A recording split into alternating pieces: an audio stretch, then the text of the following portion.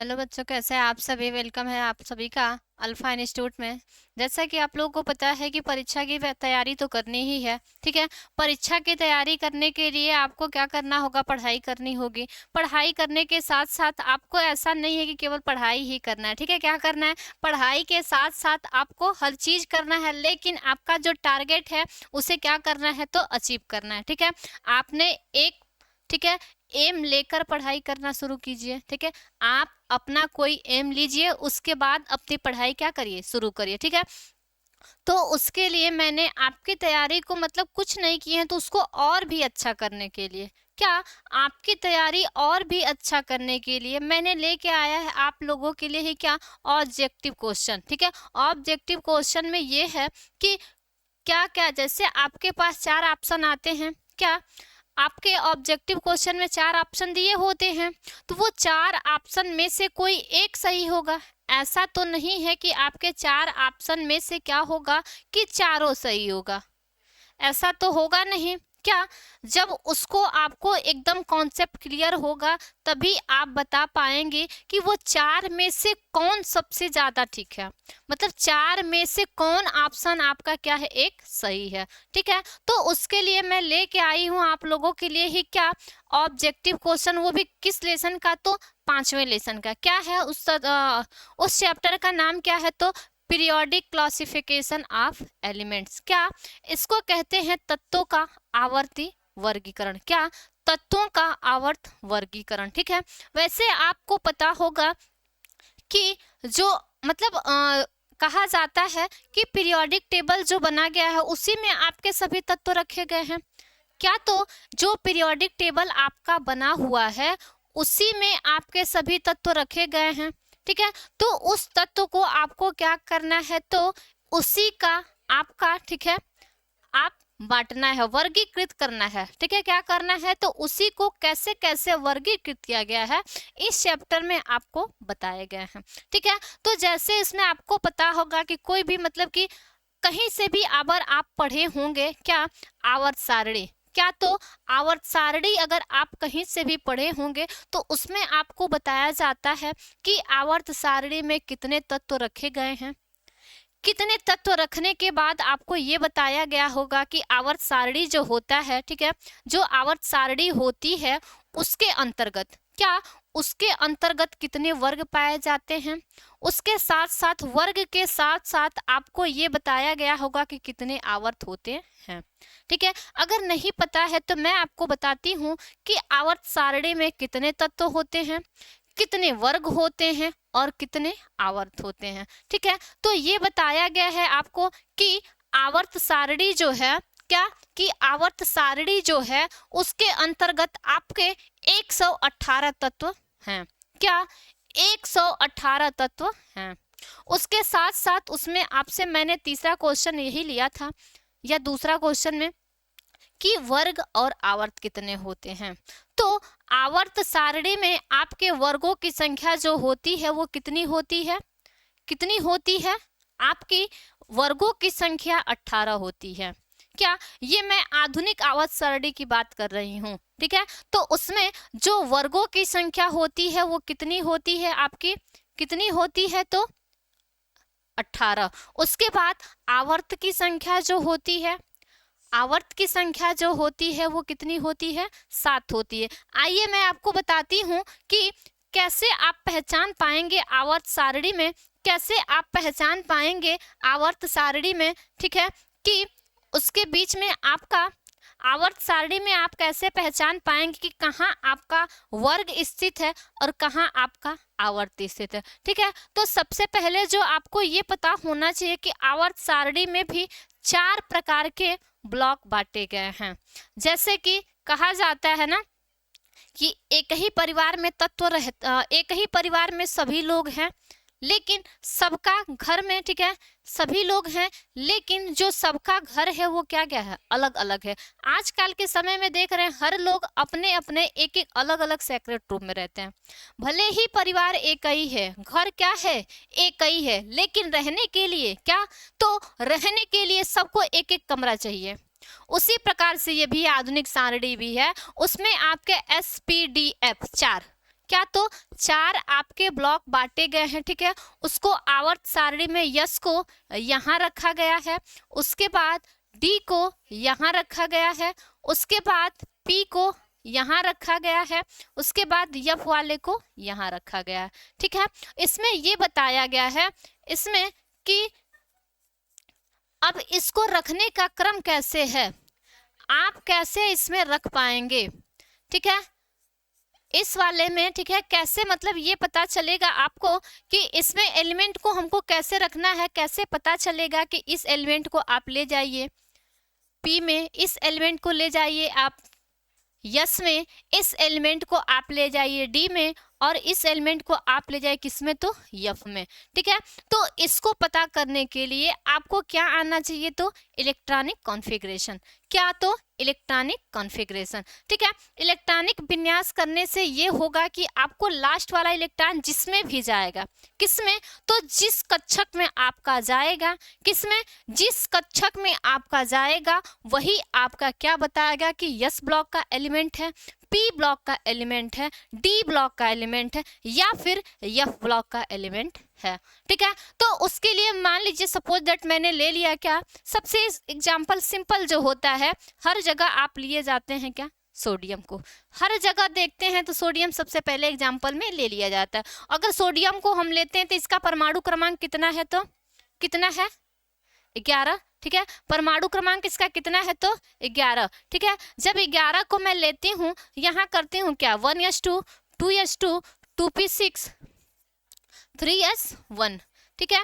तो यहाँ आप देख पा रहे होंगे क्या, यहाँ आप देख पा रहे होंगे कि जो अंतिम इलेक्ट्रॉन है, क्या, जो अंतिम इलेक्ट्रॉन है वो किस में जाके रुक रहा है, किस में जाके खत्म हो रहा है, तो यस में खत्म हो रहा है, किस में खत्म हो रहा है, तो यस में खत्म हो रहा है। तो इस प्रकार आप पता कर सकते हैं, इस प्रकार आप पता कर सकते हैं कि जो इलेक्ट्रॉन सोडियम जो होगा वो किस में स्थित होगा, तो यस ब्लॉक में उपस्थित होगा, किस में उपस्थित होगा, तो यस ब्लॉक में उपस्थित होगा। उसी प्रकार से अगर मैं लेती हूँ किसका, जैसे कि दूसरा एग्जाम्पल मैं लूँ एफई का, ठीक है।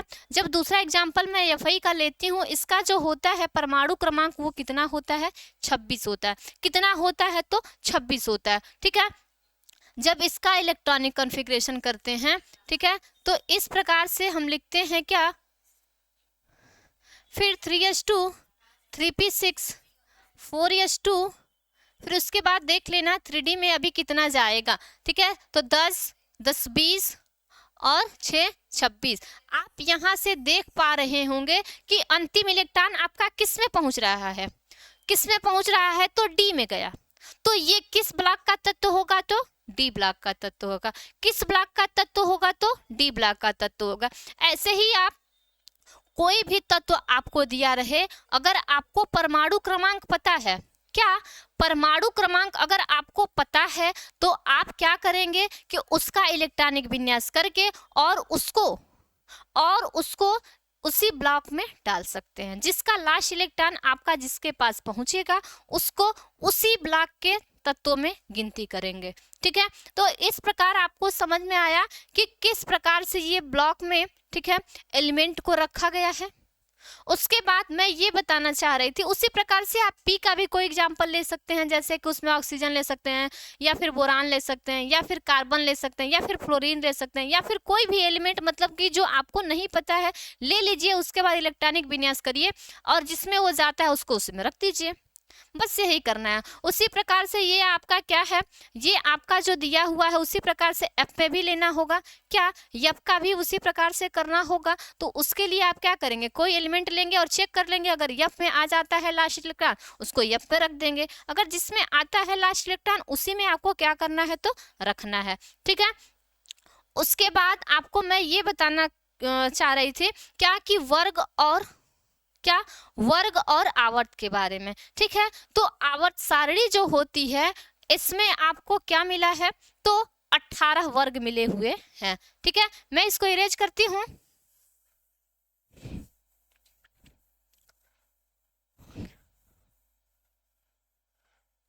जो उसमें ये बताया गया है, ठीक है, कि जो आवर्त सारणी में होते हैं उसमें आपके वर्ग और क्या आवर्त होते हैं, ठीक है। आवर्त सारणी में क्या होते हैं, तो आवर्त और क्या होता है, वर्ग होता है, ठीक है।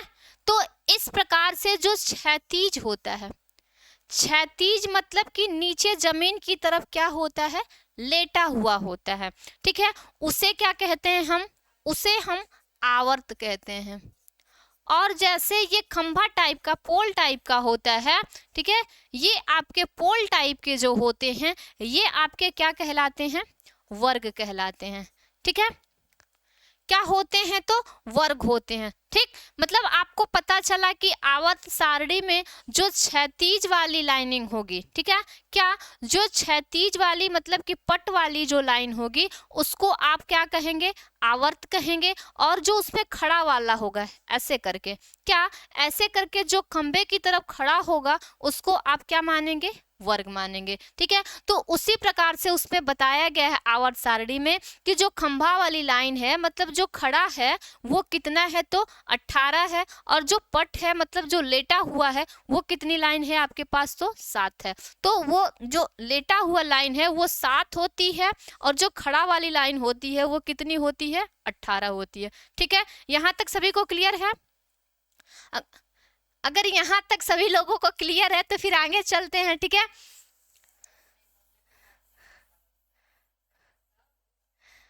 फिर आगे चलते हैं, देखते हैं आखिर प्रश्न दिया क्या है, ठीक है। कि मैंने इतना तो बताया आपको चैप्टर के बारे में, लेकिन इसमें जो पूछे गए प्रश्न हैं वो किस प्रकार से आपसे पूछे जा रहे हैं, ठीक है। तो इसमें पहला प्रश्न यही पूछा गया है कि एल-आई विकर्ण संबंध दर्शाता है, क्या कि एल-आई विकर्ण संबंध दर्शाता है सोडियम के साथ, पोटेशियम के साथ, एल्युमिनियम के साथ, Mg के साथ। इसमें आपको तो ये जो लिखा हुआ है, अगर कुछ भी पढ़े होंगे पीरियोडिक टेबल तो उसमें ये जो लिखा है आपको संकेत तो पता चल ही रहा होगा। Na जो लिखा है वो सोडियम होता है, K जो लिखा है वो आपका पोटेशियम होता है, Al जो लिखा है वो आपका एल्युमिनियम होता है और Mg जो लिखा है वो मैग्नीशियम होता है, ठीक है। तो उसमें ये बताया जाता है और जो सबसे मेन पूछा गया है वो आपका लिथियम होता है, ठीक है। तो ये पूछा जा रहा है आपसे कि जो लिथियम होता है वो किसके साथ विकर्ण संबंध बनाता है।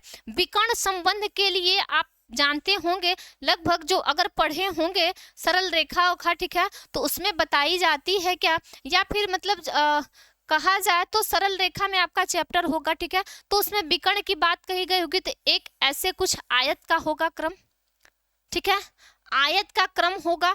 उसमें अगर ये लाइन तिरछा यहाँ से यहाँ इस कोने तक पहुँचती है, क्या ये लाइन आपकी यहाँ से इस कोने से लेके यहाँ तक पहुँचती है, ऐसा नहीं कि सीधा ये टेढ़ा मतलब कि बीचों बीच काट रही है, उसको क्या कर रही है, तो बीचों बीच काट रही है, ठीक है। तो वो आपकी क्या होता है, विकर्ण होता है, ठीक है। तो वही कहा जा रहा है कि जो लिथियम होता है, क्या जो लिथियम होता है वो क्या करता है, किसके साथ संबंध बनाता है, मतलब किसके साथ संबंध दर्शाता है, तो उसमें आप बताएंगे जैसे ये पीरियोडिक टेबल होता है, ठीक है। क्या पीरियोडिक टेबल में यहाँ देखिए एक आपका यहाँ हाइड्रोजन होता है, उसके बाद इधर हीलियम है, इसके बाद यहाँ लिथियम है तीसरे नंबर पे, ऐसे करके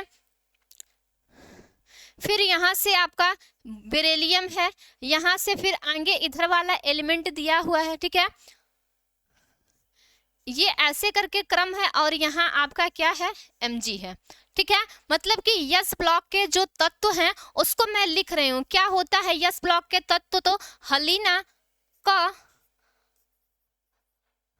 रब से फरियाद, ठीक है। क्या होता है कि हलीना का रब से, ठीक है, क्या तो फरियाद। मैं पूरा नहीं लिख रही हूँ, बस आपको केवल 2 से मतलब इसलिए मैं 2 ही लिख रही हूँ। उसके बाद ये जो दूसरा होता है इसका होता है क्या, बेटा मांगे कार स्कूटर बाप राजी, ठीक है। तो यहाँ बेटा मांगे कार स्कूटर यहीं तक लिख रहे हैं, ठीक है। उसके बाद बाप राजी यहाँ तक लिखने का मतलब ये है कि अभी और भी नीचे है लेकिन मैं लिख नहीं रही हूँ, केवल 2 को संबंध दिखाना है। तो ये जो लिथियम है, तो ये जो लिथियम आपका बना हुआ है, तो यहाँ से मैंने एक वर्ग खींचा, क्या मैंने एक वर्ग खींचा और इस कोने से आपको किस कोने पहुंचना है, यहाँ इस कोने तक पहुंचना है। तो बताइए लिथियम किसके साथ संबंध बना रहा है, यहाँ से तो आपको पता चल गया होगा कि लिथियम किसके साथ संबंध बना रहा है, तो मैग्नीशियम के साथ।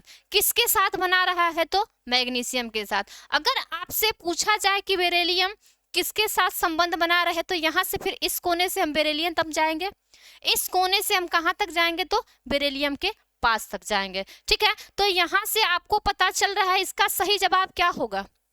अब तो यहाँ से देख के आप अंदाजा लगा पा रहे होंगे कि जो लिथियम संबंध बनाता है, जो लिथियम संबंध बनाता है वो किससे बनाता है, तो मैग्नीशियम से बनाता है। किससे बनाता है, तो मैग्नीशियम से बनाता है। मतलब कि इसके लिए जो सही आंसर होगा वो कौन सा होगा, ऑप्शन ए होगा, बी होगा, सी होगा या डी होगा। क्या होगा, तो ऑप्शन डी होगा। ठीक है, क्योंकि अभी मैंने यहाँ आपको दिखाया है कि किस प्रकार से संबंध किसी के बीच निकाला गया है। ठीक है, लिथियम के पास कैसे संबंध निकाला गया है। उसके बाद आगे देखते हैं क्या कि दूसरे क्वेश्चन में आपसे क्या पूछा जा रहा है। ठीक है, तो ये जो दिया हुआ है दूसरा क्वेश्चन में क्या है कि तत्व जो क्षारीय ऑक्साइड बनाता है का परमाणु क्रमांक है। सबसे पहले तो ये बताइए, ठीक है, कि जो परमाणु क्रमांक बनाने की बात चल रही है, ठीक है, तो वो परमाणु क्रमांक जो बनाने की बात है, तो पहले आपको क्षारीय क्या होता है ये पता होना चाहिए। क्षार क्या होता है, कोई बताएगा क्या क्षार क्या होता है।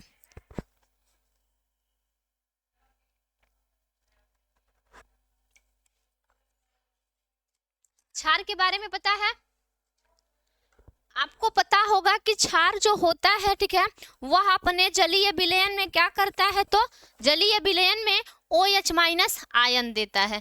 क्या करता है, तो जलीय विलयन में OH माइनस आयन देता है। ठीक है, तो जब आपका जलीय विलयन में OH माइनस आयन देता है, ठीक है, तो वो क्षार होता है। वो OH माइनस क्या होता है, क्षार देता है। उसके बाद ये कहा जा रहा है कि तत्व जो क्षारीय ऑक्साइड बनाता है का परमाणु क्रमांक होता है। ठीक है, तो आपको पता होगा कि क्या धातु अपने साथ जोड़ेगा या अधातु जोड़ेगा, बताइए क्या होगा। इसमें जो आपको यही पूछा जा रहा है कि क्या धातु अपने साथ किसी भी आयन को जोड़ेगा या फिर अधातु अपने साथ किसी आयन को जोड़ेगा। आपको पता होगा कि धातु जो होता है वो धनावेशित होता है और अधातु जो होता है वो क्या होता है, ऋणावेशित होता है।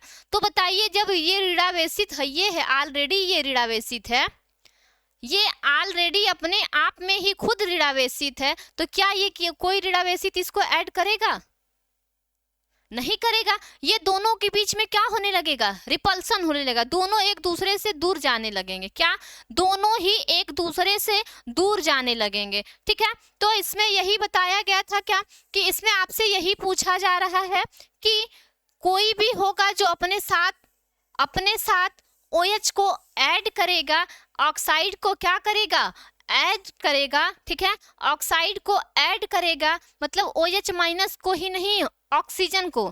ठीक है, जब ऐड करेगा तो कौन ऐड करेगा, कौन ऐड करेगा, तो कोई भी प्लस होगा वही ऐड करेगा। तो आपको पता होगा ये 18, ये जो 18 होता है ये किसका परमाणु क्रमांक होता है, आर्गन का नाम सुने हैं। आर्गन जो होता है, आर्गन ये आपका 18, ये 17 आपका क्लोरीन, ये 14 आपका जो होता है सिलिकॉन और ये जो 19 होता है ये पोटेशियम। ठीक है, तो इतना जब आपको पता चला तो ये जो आर्गन होता है ये आपका क्या होता है, एक अक्रिय गैस होता है। क्या, एक अक्रिय गैस होता है। ये जो होता है एक अधातु होता है और जो सिलिकॉन होता है ये क्या होता है, उपधातु होता है। अब ये बचे हमारे क्या, धातु। तो मैंने आपको बताया था कि जो धातु होता है वही अपने पास क्या करता है, वही अपने पास कोई धनात्मक रखता है, मतलब इलेक्ट्रॉन को निकाल देता है और अपने खुद में क्या होता है, धनात्मक बन जाता है। ठीक है, जब धनात्मक बन जाता है तो वो क्या करेगा, किसी और को भी उसके पास अट्रैक्ट करने की क्या होगी, क्षमता होगी। ठीक है, तो क्या करेगा, तो जो इसमें आपसे पूछ रहा है प्रश्न कि तत्व जो क्षारीय ऑक्साइड बनाता है का परमाणु क्रमांक है, तो यहाँ से आपको अंदाजा लग गया होगा कि इसके लिए जो सही आंसर होगा वो कौन सा होगा। इसके लिए जो सही आंसर होगा वो ऑप्शन डी होगा। क्या होगा? तो ऑप्शन डी होगा। ठीक है, चलते हैं, देखते हैं नेक्स्ट क्वेश्चन अब क्या है। तीसरा क्वेश्चन हमसे ये पूछा जा रहा है क्या कि निम्नलिखित में कौन अधिक विद्युत ऋणात्मक तत्व है? क्या नियॉन या फिर आर्गन या फिर फ्लोरीन या फिर ब्रोमीन। ठीक है, तो एक चीज ये बताया जाता है कि जब भी आप पीरियोडिक टेबल लेते हैं, ठीक है, जब भी आप पीरियोडिक टेबल में जाते हैं, क्योंकि कोई भी एलिमेंट यहाँ जो दिए हुए हैं वो कहाँ स्थित होंगे, पीरियोडिक टेबल में है, तो सबसे पहले ये एलिमेंट को हमको कहाँ जाने पड़ेगा, उसको घर जाने पड़ेंगे हमको। ठीक है, मतलब जो एलिमेंट दिया होगा तो उसके घर के बारे में हम जानेंगे तभी तो उसके बारे में बताएंगे। ठीक है, तो ये कहना था कि जब हम पीरियोडिक टेबल लेते हैं तो जब हम क्या करते हैं, लेफ्ट टू क्या करते हैं, राइट जाते हैं। क्या? तो लेफ्ट टू राइट जाते हैं। ठीक है, लेफ्ट टू राइट जाते हैं तो क्या होती है, विद्युत ऋणात्मकता, विद्युत ऋणात्मकता इंक्रीज होती है। क्या होती है? तो जितना ही हम आगे की तरफ जाएंगे, लेफ्ट टू राइट हम जितना ही जाएंगे, यहाँ से यहाँ तक, मतलब कहाँ तक, जो आवर्त होगा उसमें मैं बताई हूँ कि ये पट वाली लाइन आपकी क्या होती है, आवर्त होती है। ठीक है, तो जब हम क्या करेंगे, आवर्त सारणी में लेफ्ट टू राइट जाएंगे, ठीक है, लेफ्ट टू राइट जाएंगे तो आपके क्या होगी, विद्युत ऋणात्मकता क्या होगी, बढ़ेगी। और जब हम टॉप टू बॉटम, क्या टॉप टू जब बॉटम हम जाते हैं, मतलब क्या कि ऊपर से नीचे की तरफ जब आते हैं, क्या करते हैं, ऊपर से जब नीचे की तरफ आते हैं तो वहां मेरा क्या होता है कि विद्युत ऋणात्मकता क्या होती है, डिक्रीज करती है। क्या होती है? तो डिक्रीज करती है, मतलब कि कम होती है। ठीक है, तो उसमें यही बताया जा रहा है, आपसे क्वेश्चन में यही पूछा जा रहा है कि निम्नलिखित में कौन अधिक विद्युत ऋणात्मक तत्व है। क्या? कौन अधिक विद्युत ऋणात्मक तत्व है। तो सबसे पहले तो आप जानेंगे कि कौन किसके बाद आ रहा है, कौन किसके बाद आ रहा है। ठीक है, तो पीरियोडिक टेबल में आपको पता होगा कि जो नियॉन होता है, क्या नियॉन होता है वो अक्रिय गैस होता है, तो उसके लिए तो कुछ करना नहीं है, वो तो ऐसे ही कैंसिल है। उसके बाद ये जो आर्गन होता है वो भी अक्रिय गैस होता है। दो की बात खत्म है, अब बचे हमारे क्या, फ्लोरीन और ब्रोमीन। ठीक है, तो आप जानते होंगे फ्लोरीन, क्लोरीन, ब्रोमीन, है कि नहीं। तब इन दोनों में देखिए, जब इधर की तरफ जा रहे हैं तो विद्युत ऋणात्मकता क्या हो रही है, बढ़ रही है, जब इधर की तरफ आते हैं तो कम हो रही है। तो आप बता सकते हैं क्या फ्लोरीन की अधिक होगी या फिर ब्रोमीन की अधिक होगी, फ्लोरीन की अधिक होगी या फिर ब्रोमीन की अधिक होगी। तो आप यहीं से देख के अंदाजा लगा पा रहे होंगे कि जब आप इधर की तरफ जा रहे हैं, क्या लेफ्ट टू राइट जब जा रहे हैं आप, तो किसकी संख्या बढ़ रही है, फ्लोरीन पहले पढ़ रहा है तो ये अधिक हो गया। जब हम बताए हैं कि नीचे की तरफ आते हैं, क्या नीचे की तरफ जब आते हैं तो जब नीचे की तरफ आते हैं तो क्या होती है, तो कम होती है। क्या होती है, डिक्रीज होती है। तो बताइए फ्लोरीन की कम होगी या फिर ब्रोमीन की कम होगी, ब्रोमीन की कम होगी, क्योंकि ब्रोमीन फ्लोरीन के क्या है, नीचे है, क्या है, तो नीचे है। ठीक है, तो ब्रोमीन का आपका कम होगा, लेकिन किसका अधिक होगा, फ्लोरीन का। आपसे सवाल यही पूछा गया था कि किसका अधिक होगा। ठीक है, तो किसका सही होगा, तो फ्लोरीन का। ठीक है, नेक्स्ट क्वेश्चन में देखते हैं कि कैसा प्रश्न पूछा गया है। आप देख पा रहे होंगे कि ये सब जो क्वेश्चन आपसे पूछे जा रहे हैं ये बेहद ही इंपॉर्टेंट है। मैंने हर साल के रिपीटेड क्वेश्चन में से छांटा है, उसके बाद मैंने आप लोगों के लिए लाया है ताकि आप लोग यहाँ से पढ़ें, ताकि और आपका क्या हो, तैयारी अच्छी हो सके। ठीक है, तो इसमें आगे क्वेश्चन में ये पूछा जा रहा है कि मुद्रा धातु है। ठीक है, मुद्रा मतलब जो सिक्के वाली बात चल रही है, तो मुद्रा धातु है जिंक का, ठीक है, या फिर एसएन का, या फिर पीबी का, या फिर सीयू का। ये मुद्रा धातु जो यूज कर रहे हैं हम लोग, ठीक है, वो कौन सी होती है, Zn होता है, Sn होता है, Pb होता है, या फिर Cu होता है। लोहा का बना नहीं होता है, टीन का बना नहीं होता है, उसके बाद शीशा का नहीं बना होता है, वो किसका बना होता है तो कॉपर का होता है। ठीक है, ये किसका होता है तो कॉपर या फिर तांबा लिखा रहता है। ठीक है, तो इसके लिए जो सही आंसर होगा वो कौन सा होगा तो Cu होगा। जो मुद्रा धातु होती है वो किसकी होती है तो Cu होती है। ठीक है, मुद्रा धातु जो होती है वो कौन होती है तो Cu होती है। ठीक है, आगे नियॉन है। अभी पीछे मैंने जवाब दिया था, नियॉन क्या है? नियॉन एक प्रकार का अक्रिय गैस होती है। इसमें पूछा है आपसे क्या कि क्षार धातु है या फिर अक्रिय गैस है या फिर उपधातु है या फिर संक्रमण तत्व है। इसमें 4 ऑप्शन दिए गए हैं, 4 ऑप्शन में से ये बताना है कि नियॉन है क्या तो क्षार धातु है या फिर अक्रिय गैस है या फिर उपधातु है, या लास्ट ऑप्शन आपका क्या पूछा गया है संक्रमण तत्व है। इसके लिए जो सही आंसर होगा वो क्या होगा? नियॉन के लिए मैंने अभी पीछे ही उल्लेख किया है कि नियॉन जो होता है वो एक प्रकार की अक्रिय गैस होती है। क्या? एक प्रकार की अक्रिय गैस होती है। तो इसके लिए जो सही आंसर होगा वो कौन होगा? ऑप्शन बी होगा। कौन होगा तो ऑप्शन बी होगा। यहाँ तक मुझे उम्मीद है कि सभी लोगों को समझ में आया होगा। ठीक है, क्योंकि मैंने पीछे बताया है इसलिए मैं फिर यहाँ पे इसका क्या कर रही हूँ उल्लेख नहीं कर रही हूँ। ठीक है, फिर आगे चलते हैं। क्या पूछा गया है? क्या क्षारीय धातुएं हैं? क्या क्षारीय धातुएं हैं? BeMgCa, फिर LiNa, फिर BAl, फिर Ga, फिर यहाँ पे है CaAgAu। इसमें आपके यहाँ पे 4 ऑप्शन दिए गए हैं। ठीक है, तो आपसे पूछा है क्या? धातु। क्या चीज क्या है? इसमें आपसे पूछा गया है कि धातु। ठीक है, तो उसमें आप देख पा रहे होंगे कि ये जो है ये सब चीजें जो दी गई है इसमें आपके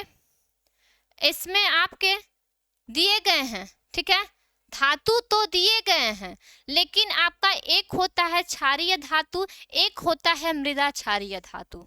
ठीक है, एक होता है आपका क्षारीय धातु और एक होता है आपका क्षारीय मृदा धातु। ये सब जो दोनों एलिमेंट होंगे, ठीक है, मतलब कि दोनों के जो एलिमेंट होंगे वो कहाँ उपस्थित होते हैं? आवर्त सारणी में तो पी ब्लॉक में ही उपस्थित होते हैं।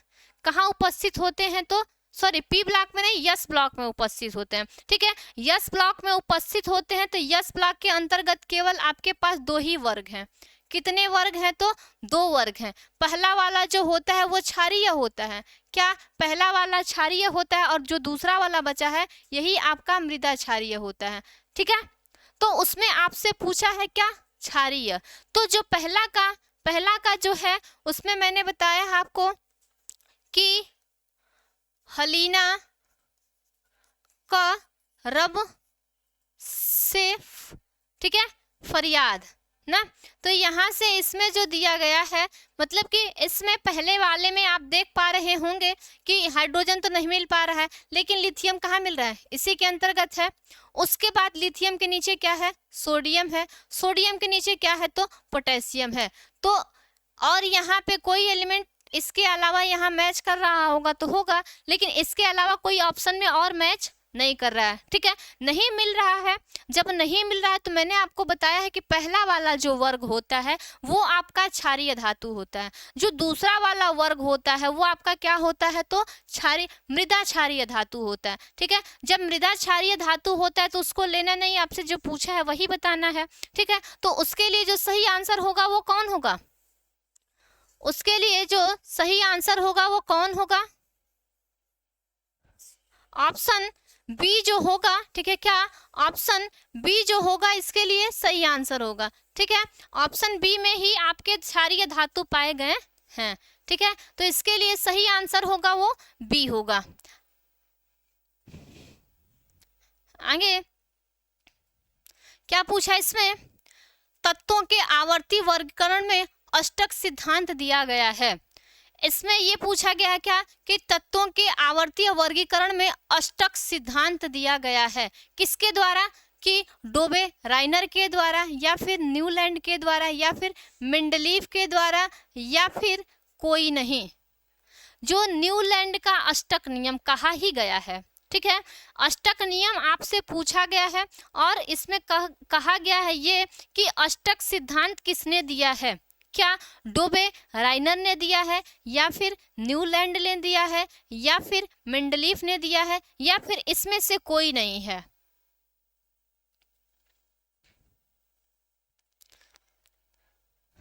इसमें, ठीक है, जो डोबे राइनर हैं, ठीक है, क्या जो डोबे राइनर है उन्होंने एक त्रिक नियम दिया था। त्रिक नियम में यही बताया गया था कि पहला और तीसरा, जैसे कि 3 एलिमेंट लिए गए हैं ए बी और सी, और पहला और तीसरा का पहला और तीसरा का द्रव्यमान का औसत योग जब करते हैं, क्या पहले और तीसरे का जब हम क्या करते हैं द्रव्यमान का औसत योग निकालते हैं तो अगर B के बराबर लगभग पहुंचता है, क्या B के बराबर लगभग पहुंच जाता है, वही आपका डोबे राइनर का त्रिक नियम कहलाता है। उसके बाद दूसरा जो न्यूलैंड का अष्टक नियम है, इस नियम में न्यूलैंड ने क्या किया था कि उन्होंने 8 तत्वों को लिया था, जैसे आपने सुना होगा कि सारे गामा पाधानी सा।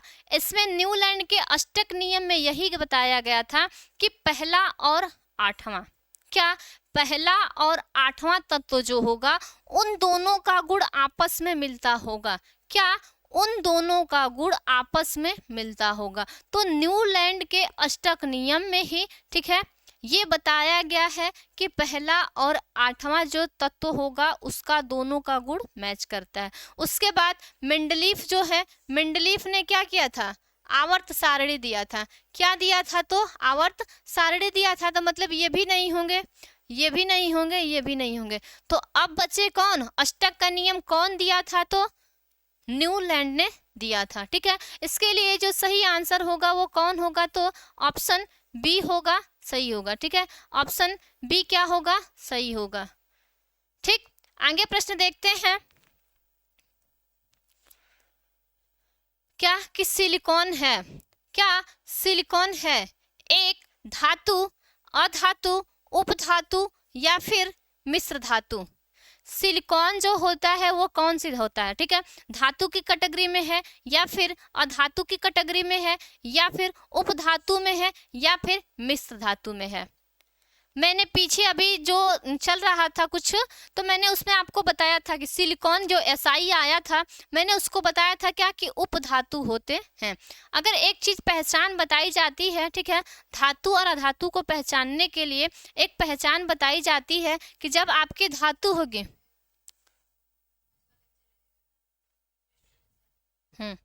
तो उसमें ये बताया गया है क्या कि जो धातु होती है वो क्या होती है, तो जो H+ आयन रखती है, क्या इलेक्ट्रॉन को त्याग कर खुद को धनायन बनाती है या फिर उसी को H+ आयन कहते हैं या फिर उसी को प्रोटॉन कहा जाता है, ठीक है। तो उसमें ये बताया जाता है कि जो धातु होते हैं उसके लिए आपके ये कहे गए हैं कि जिन तत्वों में, ठीक है, क्या होता है, इलेक्ट्रॉन निकालने की प्रवृत्ति होती है, वो आपके धातु होते हैं। अधातु जो इलेक्ट्रॉन ग्रहण करते हैं, ठीक है, वो आपके अधातु कहलाते हैं। सिलिकॉन जो होता है उपधातु में ये बताया जाता है कि जिसमें धातु और अधातु दोनों की प्रवृत्ति पाई जाती है, क्या जिसमें धातु और अधातु दोनों की प्रवृत्ति पाई जाती है उसे हम क्या कहते हैं, उपधातु कहते हैं। और मिश्र धातु में जो होगा वो एक धातु नहीं बल्कि 2 से 3 धातु मिश्रित होंगे, मिले होंगे, वो आपके क्या होंगे, मिश्र धातु होते हैं। लेकिन ये जो सिलिकॉन आपका होता है, सिलिकॉन आपका जो होता है वो क्या होता है, तो एक प्रकार का आपका उपधातु होता है, ठीक है। इसके लिए जो सही आंसर होगा वो क्या होगा, उपधातु, ठीक है। आगे देखते हैं। आवर्त सारणी के प्रथम वर्ग के सदस्य हैं। मैंने अभी जस्ट इसके पहले लगभग 7वां क्वेश्चन में था, क्या मैंने आपको बताया है कि अम्लीय आवर्त सारणी के प्रथम वर्ग के सदस्य हैं? क्या अम्लीय धातु, क्षारीय धातु, अक्रिय गैस या फिर मिश्र धातु? बताइए। प्रथम वर्ग जो होगा यहीं से शुरू होगा आवर्त सारणी में, जैसे कि मैंने यहाँ से ये क्रम बताया था। तो इसमें यहाँ वर्ग ऐसे जब चालू होंगे, ठीक है, क्या ऐसे ही वर्ग 18 चालू होंगे तो सबसे पहला कौन आएगा? यही आएगा। सबसे पहला कौन आएगा? तो यही आएगा ना। तो यही जो होता है मैंने अभी पीछे बताया है, किसको क्या कहते हैं? क्षारीय कहते हैं। और इसको क्या कहते हैं? तो मृदा क्षारीय कहते हैं, है ना। तो अभी पीछे मैंने जो बता दी है बातें, वही बातें पे ये रिलेट है। आपका प्रश्न क्या पूछ रहा है आपसे कि आवर्त सारणी के प्रथम वर्ग के सदस्य हैं। प्रथम वर्ग के सदस्य कौन है? तो क्षारीय धातु, ठीक है। तो इसके लिए जो सही आंसर होगा वो क्या होगा? इसके लिए जो सही आंसर होगा वो क्या होगा? इसके लिए जो सही आंसर होगा वो होगा क्षारीय धातु। क्या? क्षारीय धातु, ठीक है। यहां तक सबको क्लियर है? जहां ठीक है आप लोगों को ना समझ में आए पूछ सकते हैं, ठीक है। मैंने पीछे बताया था इसलिए यहाँ नहीं बता रही हूँ। मैंने बताया भी है, ऐसा नहीं है कि मैंने तुरंत उड़ा के तुरंत प्रश्न का जवाब दे दिया है, तो ऐसा नहीं है। मैंने पीछे समझाया था, यहाँ भी मैंने वो चीजें बता दी है, ठीक है। अगर नहीं समझ में आए तो आप लोग क्या कर सकते हैं? मुझसे पूछ सकते हैं, ठीक। आगे चलते हैं। क्या आधुनिक आवर्त सारणी में बाईं से दाईं ओर जाने पर परमाणु साइज होगा? ये क्या होगा? परमाणु साइज होगा, ठीक है। परमाणु साइज क्या होता है? मतलब कि उसमें बताया गया है कि आधुनिक आवर्त सारणी में बाईं से दाईं ओर जाने पर साइज क्या होती है? बढ़ता है या फिर घटता है या फिर अपरिवर्तित रहता है या फिर इनमें से कोई नहीं? क्या आप बता सकते हैं क्या कि क्या होगा? क्या आप लोग बता सकते हैं कि क्या होगा? इसमें जो होगा, ठीक है, उसमें ये जो होगा बताया जाता है कि जब हम लेफ्ट टू राइट जाते हैं, वही आपका कहा जा रहा है क्या? बाईं से दाईं तरफ, ठीक है। तो वही बातें है कि लेफ्ट टू राइट जब हम जाते हैं तो आपकी जो साइज, मतलब कि जो परमाणु का आकार होता है वो क्या होता है? घटता है। क्या होता है? घटता है। जब वही हम नीचे की तरफ जाते हैं तो बढ़ता है। ऐसा क्यों होता है? ऐसा क्यों होता है? क्योंकि उसमें इलेक्ट्रॉनों की संख्या बढ़ती है। जब इलेक्ट्रॉनों की संख्या बढ़ती है तो आवर्त बढ़ता है। जब आवर्त बढ़ेगा, आवर्त क्या होता है? परमाणु के बाद वाला यही जो क्रम लिखा है यही सब आपके आवर्त बताते हैं, ठीक है। ये सब जो चीजें होती है यही क्या होती है? आवर्त होती है, ठीक। तो इसमें आपको यही बताया जाता है कि जब इलेक्ट्रॉन बढ़ेंगे तो आवर्त बढ़ेंगे, जब आवर्त बढ़ेंगे तो परमाणु का साइज भी क्या होगा? बड़ा होगा, ठीक है। तो यही बताया गया है कि जब पीरियोडिक टेबल में लेफ्ट टू राइट मतलब कि बाएं से दाएं तरफ जाएंगे तो आपकी जो साइज होगी वो क्या होगी? कम होगी। और जब वही आप ऊपर से नीचे की तरफ जाएंगे तो आपकी साइज क्या होगी? बड़ी होगी, ठीक है। तो इसमें जो आंसर में हमको देना क्या है? इसमें जो जवाब देना है वो हमसे क्या पूछा है कि परमाणु साइज क्या होगी? तो बढ़ेगी, घटेगी या फिर अपरिवर्तित रहेगी या फिर इनमें से कोई नहीं। तो आपको तो मैंने बता ही दिया है, आप चाहे तो फट से जवाब दे भी सकते हैं, ठीक है। तो आपने जवाब दे दिया, मतलब कि मुझे ऐसा लग रहा है कि आप सभी लोग बता ही देंगे, ठीक है। तो इसके लिए जो आंसर होगा वो क्या होगा? कि घटता है। क्या होगा? कि जब हम बाएं से दाएं तरफ जाते हैं तो हमारा क्या होता है? साइज घट जाती है, ठीक है। फिर आगे चलते हैं नेक्स्ट।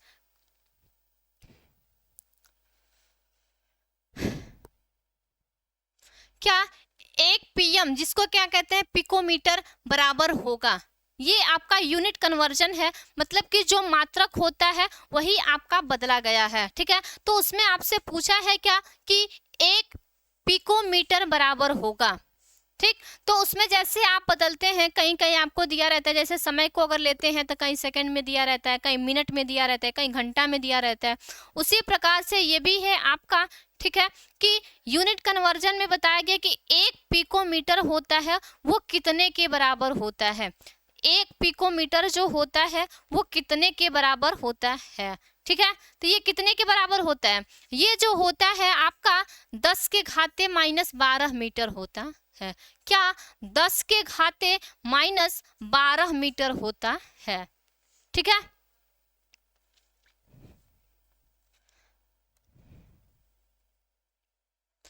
आगे आवर्त सारणी में वर्गों की संख्या होती है। ये तो मैंने जैसे ही लेक्चर स्टार्ट किया है तभी मैंने ये चीजें बताई है आपको कि क्या आवर्त सारणी में वर्गों की संख्या होती है, कितनी, 9, 18, 11 और 10। कितनी होती है, वर्गों की संख्या कितनी होती है, तो वर्गों की संख्या मैंने उसी समय बताया है कि 18 होती है। तो इसमें सही आंसर होगा वो कौन सा होगा, ऑप्शन बी जो होगा इसके लिए सही आंसर होगा। ठीक है, क्योंकि ये मैंने जब भी तुरंत लेक्चर स्टार्ट किया है उसी समय मैंने आपको क्या किया है कि तुरंत ही बता दिया है। ठीक है, आगे प्रश्न देखते हैं, क्या आवर्त सारणी में कितने आवर्त हैं, आवर्त सारणी में कितने आवर्त हैं, 7, 9, 8 या 12। ये भी चीजें मैंने उसी समय बताया, एक पट लाइन एक खड़ा लाइन ना, तो उसी समय मैंने बताया है कि जो खड़ी वाली लाइन होती है, जो खड़ी वाली लाइन होती है वो कितनी होती है, तो आपके पास 18 होती है। जो लेटी हुई मतलब जो पट वाली लाइन होती है वो कितनी होती है, तो 7 होती है। तो इसके लिए जो सही आंसर होगा वो कौन सा होगा, ऑप्शन ए। ठीक है, ऑप्शन ए जो होगा इसके लिए सही आंसर होगा। ठीक है, आप देख पा रहे होंगे कि पीरियोडिक टेबल से ही कितने सारे प्रश्न पूछे गए हैं। अगर आपको पीरियोडिक टेबल अगर अच्छे से याद है, उसमें तत्वों की संख्या याद है, उसके साथ साथ उसका परमाणु क्रमांक याद है, उसके बाद आपको क्या करना है कि आवर्त सारणी में, ठीक है, कितने एलिमेंट पाए गए हैं, उसमें क्वालिटी में मतलब उसके गुण में कि कब हम लेफ्ट टू राइट जाते हैं तो क्या बढ़ता है क्या घटता है, टॉप टू बॉटम जाते हैं तो क्या बढ़ता है क्या घटता है। ठीक है, तो ये सब चीजें अगर आपको पता है तो आप बहुविकल्पी क्या करेंगे, फट से जैसे ही देखेंगे वैसे ही आंसर दे देंगे। लेकिन आपको नहीं भी पता है तो ये लेक्चर आप देखेंगे, ठीक है, तो इसमें मैंने हर चीज बताई हुई है। ठीक है, क्या कि किस प्रकार से जब पीरियोडिक टेबल में कितने एलिमेंट हैं, कितने आवर्त हैं, कितने वर्ग हैं, उसके साथ साथ किधर जब हम लेफ्ट टू राइट जाते हैं तो क्या बढ़ता है क्या घटता है, जब हम टॉप टू बॉटम जाते हैं तो क्या बढ़ता है क्या घटता है। ठीक है, तो सारी चीजें ना पढ़ के केवल ये आप एक लेक्चर देखेंगे तो आपका ये जो पीरियोडिक टेबल का जो चैप्टर दिया हुआ है यहाँ से भी आपका क्या होगा, क्लियर हो जाएगा। ठीक है, आगे क्या पूछा है कि आवर्त सारणी में किसी आवर्त के तत्वों में कौन सा गुण समान होता है। क्या आवर्त सारणी में किसी आवर्त के तत्वों में कौन सा गुण समान होता है, क्या परमाणु भार, परमाणु आयतन, संयोजकता इलेक्ट्रॉन या फिर कक्षों की संख्या। ये आपसे पूछा जा रहा है क्या कि आवर्त सारणी के किसी आवर्त के, आवर्त मतलब क्या है, ये पट वाली लाइन, क्या ये पट वाली लाइन। ठीक है, उसके बाद कह रहे कि तत्वों में कौन सा गुण, क्या कौन सा गुण समान होता है। तो बताइए आपके जब एलिमेंट बढ़ेंगे, ठीक है, मतलब कि उसमें जब इलेक्ट्रॉनों की संख्या बढ़ेगी तो उसका परमाणु भार बढ़ेगा कि नहीं बढ़ेगा, बिल्कुल बढ़ेगा। ठीक है, तो ये ऑप्शन तो नहीं हो सकता। आज जब वह, ठीक है, इलेक्ट्रॉनों की संख्या बढ़ेगी तो उसको रहने के लिए भी जगह चाहिए, मतलब वह जगह भी क्या करेगा, कवर करेगा। ठीक है, तो उसकी क्या होगी, परमाणु आयतन भी क्या होगी, नहीं होगी। ठीक है, तो उसकी ये भी क्या होगा, तो असमान रहेगा। उसके बाद संयोजकता इलेक्ट्रॉन, क्या संयोजकता जो, ठीक है, जब देखते हैं कि जो तत्वों के ऊपर प्लस माइनस करके जो चीजें लिखी हुई होती है, जैसे सोडियम पे +1 या फिर कैल्शियम पे 2+, ऐसे करके जो लिखी होती है, ठीक है, ये सब चीजें वही आपकी क्या होती है, संयोजकता पे इलेक्ट्रॉन है। ठीक है, तो ये भी चीजें नहीं होगी। कभी देख रहे हैं, आप ही देख रहे हैं कि कभी सोडियम का 1 हो रहा है और उसी के क्रम में जो लिखा हुआ है वही आपका कैल्शियम क्या है, 2 दिखा रहा है। तो ये भी नहीं होगा। तो क्या समान रहता है, तो समान क्या रहता है आपका, समान ये रहता है आपका क्या, कक्षकों की संख्या। ठीक है, जब आवर्त आप देखेंगे ना, तो पहला जब आवर्त लेंगे तो उसके साथ जैसे हाइड्रोजन और हीलियम को लेंगे आप, क्योंकि एक ही आवर्त में यहाँ हाइड्रोजन है और इधर आपका क्या है, हीलियम है, तो ये भी पहले आवर्त का है, ये भी पहला आवर्त का है। इसमें जब हम करेंगे इलेक्ट्रॉनिक विन्यास तो इसके पास कितना है, ये आवर्त है। ऐसा मत सोचिएगा कि मैंने लिख दिया एक यहाँ पे भी और एक यहाँ पे भी, तो एक इलेक्ट्रॉन इसके पास है और एक इलेक्ट्रॉन इसके पास, नहीं, ये आपका क्या है, आवर्त है। ठीक है, और यहाँ भी ये जो दिया है ये क्या है, आवर्त है। ठीक है, तो ये दोनों ही पहले आवर्त के हैं। जब पहले आवर्त के हैं तो इसमें इसके पास 1 इलेक्ट्रॉन होगा, इसके पास कितना होगा, तो 2 इलेक्ट्रॉन होगा। ठीक है, तो यहाँ जब करेंगे तो इसके लिए 1s1 होगा और इसके लिए क्या होगा, 1s2 होगा। तो ये देख पा रहे हैं कि यहाँ भी पहला है, यहाँ भी पहला है, तो दोनों की कक्षकों की संख्या क्या मिल रही है आपको, बराबर मिल रही है। ठीक है, तो ये चीजें क्या होती है, तो समान होती है, तो कक्षों की संख्या क्या होगी, बराबर होती है। ठीक है, कक्षों की संख्या क्या होती है, तो बराबर होती है। आगे देखते हैं, लास्ट क्वेश्चन बचा होगा आपके पास कि क्या है इसमें, निम्नलिखित में कौन सबसे अधिक क्रियाशील हैलोजन है। क्या निम्नलिखित में से कौन सबसे अधिक क्रियाशील हैलोजन है, फ्लोरीन, क्लोरीन, ब्रोमीन, आयोडीन। क्या क्लोरीन, फ्लोरीन, ब्रोमीन और आयोडीन। मैंने वही क्रियाशील मतलब अधिक क्रियाशील कहने का मतलब वही था कि जो मैंने आपको पीछे चीजें बताई थी विद्युत ऋणात्मकता की बात। क्या विद्युत ऋणात्मकता की बात वही आपसे पूछी जा रही है कि सबसे अधिक विद्युत ऋणात्मक कौन होगा।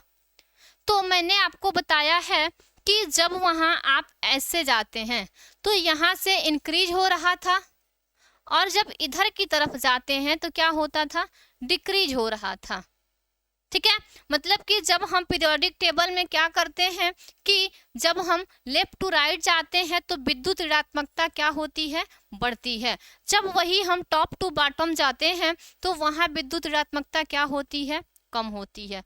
ठीक है, सॉरी, हाँ सही तो बोला मैंने कि इधर की तरफ इधर जाते हैं तो क्या होती है, बढ़ती है, और इधर और नीचे की तरफ आते हैं तो घटती है। ठीक है, तो ये देख पा रहे होंगे जो हैलोजन फैमिली के तत्व हैं तो वो होते हैं आपके क्या क्या होते हैं, फ्लोरीन, क्लोरीन, ब्रोमीन, आयोडीन। तो आप देख पा रहे होंगे कि सबसे पहले क्रम में हम पहले जाएंगे, यहाँ से यहाँ पहुँचेंगे तो सबसे पहले ये आएंगे, फिर इनके बाद ये देख रहे हैं कि ये नीचे की तरफ है। तो इन चारों में से सबसे अधिक किसका हो रहा है, मैंने ये बताया है कि जब इधर की तरफ जाते हैं तो बढ़ता है, जब इधर की तरफ आते हैं तो घटता है। तो सबसे कम इसका होगा, सबसे कम क्या होगा, इसका होगा, सबसे ज्यादा किसका होगा, तो इसका होगा।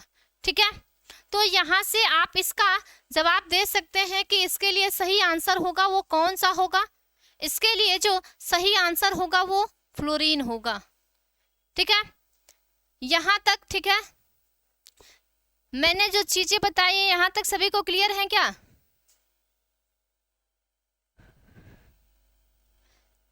मैंने आप लोगों के लिए ये सब इतना आसान किया है कि एक ही शुरू में ही मैंने लेक्चर के सब चीजें बता दी है, ताकि पीरियोडिक टेबल के मतलब कि जो गुण है मैंने वही बता दिया है, ताकि आप लोग क्या करें कि वो गुण से आप सारे प्रश्न का जवाब दे सके, क्योंकि उसमें कहा ही गया है कि आपको लेना है क्या, तत्वों का आवर्ती ठीक है वर्गीकरण, मतलब कि जो आपके तत्व हैं उसी का कैसे कैसे वर्गीकरण करके उसके गुण बताए गए हैं, मैंने शुरू में बता दिया था। ठीक है, ताकि आपको जो सॉल्यूशन मतलब प्रश्न पूछे उसका सॉल्यूशन करने में क्या हो, आसानी हो। ठीक है, तो सभी को bye bye, take care and happy learning. ठीक है, सभी लोग पढ़ते रहिए, अपनी तैयारी को बढ़ाते रहिए ताकि तैयारी करें आप अच्छा नंबर लाएं। ठीक है,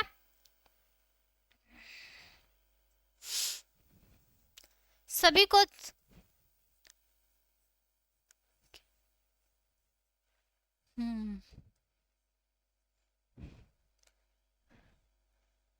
सभी लोग ऐसे ही मुस्कुराते रहिए, तैयारी करते रहिए। ऐसा नहीं कि खाली बस प्रेशर में रहिए कि पढ़ना है, तैयारी करना है, करना है।